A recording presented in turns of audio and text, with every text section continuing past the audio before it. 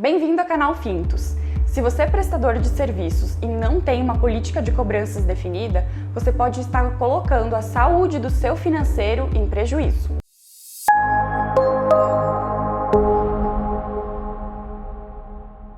Meu nome é Luana Betu e eu sou líder de produto do Fintos. Hoje eu vou dar 5 dicas de pontos que você tem que pensar antes de implementar uma política de cobranças. Independentemente do ramo de atuação ou do porte da empresa, a taxa de recebimento do contas a receber é sempre muito importante e a inadimplência é um assunto sempre muito temido pelas empresas. Por isso é tão importante implementar uma política de cobranças, pois é através dela que você vai padronizar todos os processos financeiros da empresa. A política de cobranças ela serve como um guia, como um norteador.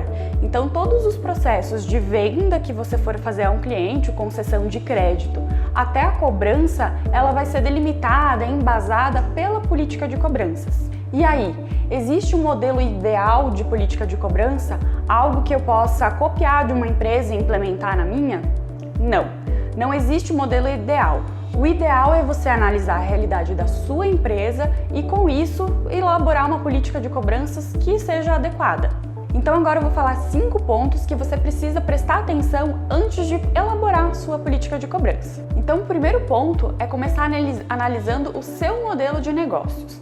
Então, o seu negócio envolve risco? É uma operação de risco? A sua operação para funcionar envolve altos custos? Como funciona? Ou é uma operação mais que, se algum cliente não te pagar, você consegue, por exemplo, demitir esse cliente?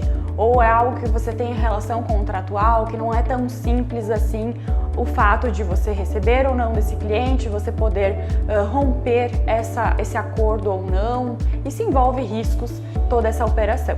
O segundo ponto, então, você deve analisar o perfil dos seus clientes. Analisar a base de clientes que você possui, a capacidade de pagamento deles, se eles possuem capital ou não, como que normalmente eles estão te pagando, se existe um grupo homogêneo ou se existe clientes que pagam bem e clientes que passam por algumas dificuldades. Então você pode ter perfis de clientes diversos ou mais homogêneo também. Então é importante você saber se o ramo de atuação dos seus clientes possui alguma sazonalidade ou não, se eles possuem sempre uma estabilidade de pagamento.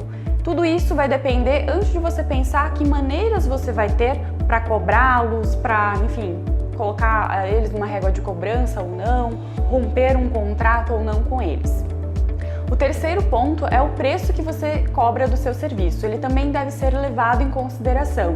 Se é um alto preço, então tem um alto valor agregado, ou se é um valor mais baixo. O quarto ponto é se você vende para uma grande massa de pessoas, se você tem um grande número de clientes, por exemplo, milhares de clientes, ou se você vende para poucos clientes e com maior valor agregado. Então também é importante você levar em consideração, até pensando em maneiras de você cobrar esses clientes. Se você tem um número alto de clientes, provavelmente você não vai conseguir fazer as cobranças de forma manual ou ter contato com todos esses clientes. Enquanto o seu comportamento, a sua política de cobrança pode ser muito diferente se você tiver um número reduzido de clientes, que você tem um contato mais próximo com cada um deles. Então a forma que você vai dar crédito e que você vai fazer as cobranças também vai depender muito disso. O quinto ponto também tem muito a ver lá com o modelo de negócio do primeiro ponto que eu falei, mas é você analisar a forma de cobrança que você tem com os seus clientes, se ela é recorrente ou se ela é única. Então, se esse cliente tem uma certa assinatura com você, um contrato, que ele permanece mais que um mês na sua base, que ele vai pagando mensalidades, por exemplo, assinando um plano, ou se ele tem uma cobrança única, executa um único serviço com você, uma única vez, e depois ele sai da base de clientes.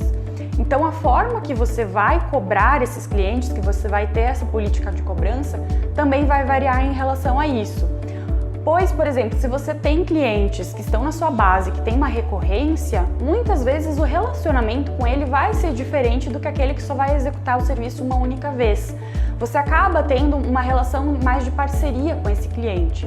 Pode ser que ao longo do caminho que ele tiver com você, vai acontecer de um mês ou outro ele ter uma dificuldade financeira e aí você ter que avaliar o histórico financeiro desse cliente e talvez dar um desconto ou um reparcelamento naquele mês para não perder a parceria, para não perder aquele contrato nos próximos meses, né? Não que você não vá receber dele, que você tenha que desconsiderar isso, mas que o jogo de cintura pode ser um pouco diferente. Já em relação à cobrança única, pode ser que se esse cliente não te pagar, você nunca mais vai ter um contato próximo com ele e não consiga recuperar essa dívida. Então a exigência na cobrança talvez tenha que ser um pouco maior. Após analisar, pensar um pouquinho sobre todos esses pontos, aí você vai definir a política de cobrança propriamente dita e pensar muito como que vai ser a concessão de crédito e as cobranças. Se vai ser um crédito rígido, né, rigoroso ou mais flexível, e as cobranças também, se elas vão ser mais flexíveis ou mais rigorosas. Tudo isso é muito importante pensar antes, porque a política de cobrança vai ser a base da sua régua de cobrança. Então, todas essas regras, esses requisitos, a realidade da sua empresa vai basear todo o resto que vem pela frente. Então, sobre cobranças e créditos, a gente vai falar no próximo vídeo mais detalhadamente. Então, acompanha aí que você vai saber como fazer isso. Na descrição aqui do vídeo tem o link do Fintus, então você pode acessar e descobrir como a nossa ferramenta pode te auxiliar. Se você achou que esse vídeo te auxiliou em alguma coisa, curte, compartilha, se inscreve no canal e fica acompanhando as novidades.